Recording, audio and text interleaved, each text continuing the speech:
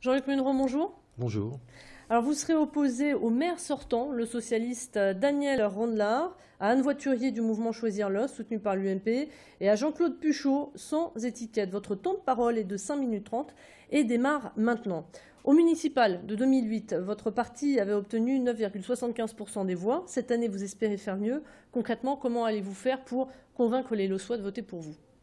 Donc première chose, effectivement, nous allons faire des propositions tout à fait nouvelles, enfin dans le sens de l'écologie, et aussi, en même temps réalisables. On n'est pas dans l'utopie, on n'est pas dans les petits faits un petit peu symboliques. Nous, ce que nous voulons, c'est de l'écologie pratique, appliquée tous les jours dans la vie de l'os.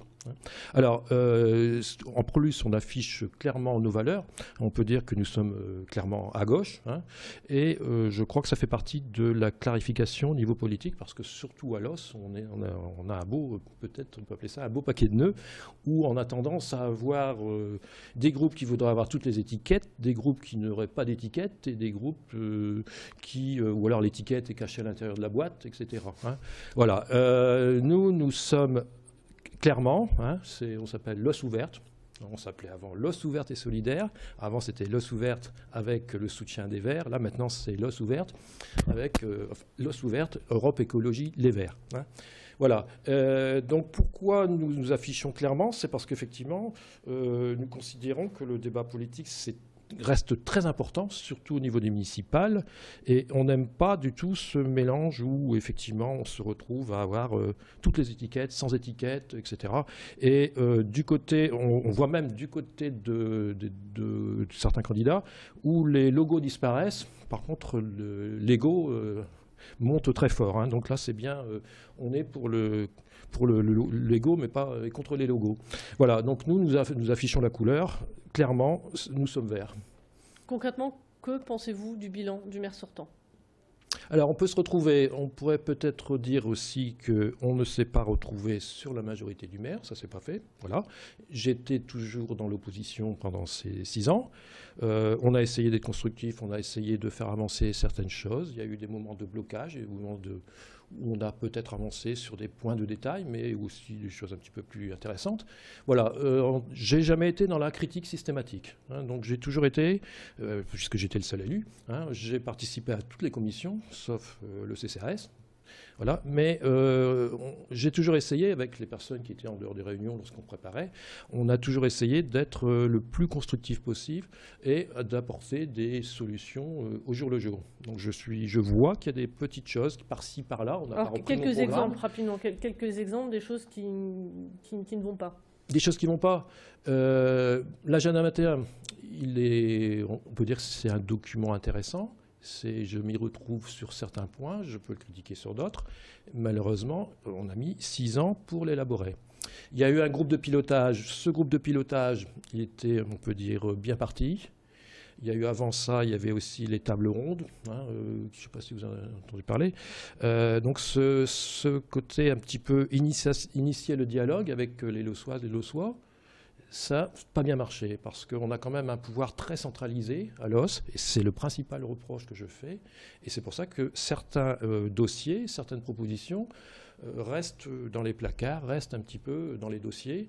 Alors sur l'agenda 21, je considère que j'ai été un petit peu l'aiguillon parce qu'effectivement, plusieurs fois on a relancé le débat. On était sur j'avais appelé ça, la majorité était très vexée, un petit agenda 21. Non seulement c'était un petit agenda 21, mais c'était aussi, on découvrait page par page. Donc un agenda, c'est intéressant, lorsqu'on a un ordre de route, on a les étapes, etc. Voilà, ce qui fait que malgré la bonne volonté du côté de la mairie, mais on peut dire que c'est peut-être pas trop dans leur habitude d'initier une démocratie directe comme ça, mais il y a eu quand même une amorce qui avait été faite. On n'a pas retrouvé beaucoup de Lossois aux réunions de l'agenda 21.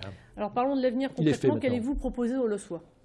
Alors, on va surtout... donc, nous, on considère qu'au niveau du fonctionnement, on ne doit pas dans un temps de fonctionnement, enfin, ça, c'est pas vraiment pour les Lossois, mais ça redescend vers le Lossois.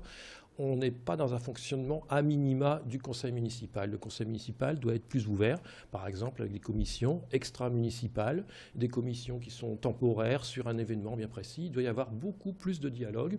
J'ai un très bon exemple, c'est Los Angeles.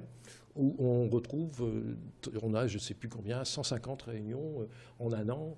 Et voilà, donc il y a toute une manière de dialoguer où non seulement il y a des propositions qui sont faites, les personnes, les LOSWA de Los Angeles contribuent aux propositions, et il y a aussi un retour sur leurs propositions. C'est-à-dire qu'on s'aperçoit effectivement si c'est possible, dans un cadre réaliste, de faire tels travaux, etc. Donc il y a un dialogue constant, et les LOSWA de Los Angeles se trouvent tout à fait écoutés, ce qui n'est pas encore le cas à Los-les-Lilles.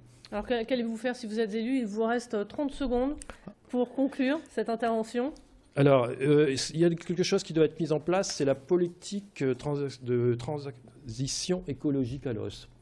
On a des bâtiments anciens qui sont plutôt de 1930, donc ça doit se trouver à 3 niveaux. Les bâtiments municipaux, les écoles, qui sont de vrais passoires au niveau énergétique. Je sais qu'il y a des bilans qui ont été faits. Alors, quelquefois, il y a des choses qui sont même correctement faites à Los, mais qui ne sont même pas connues. Voilà. Et après, vous avez aussi initiative auprès des particuliers occupants.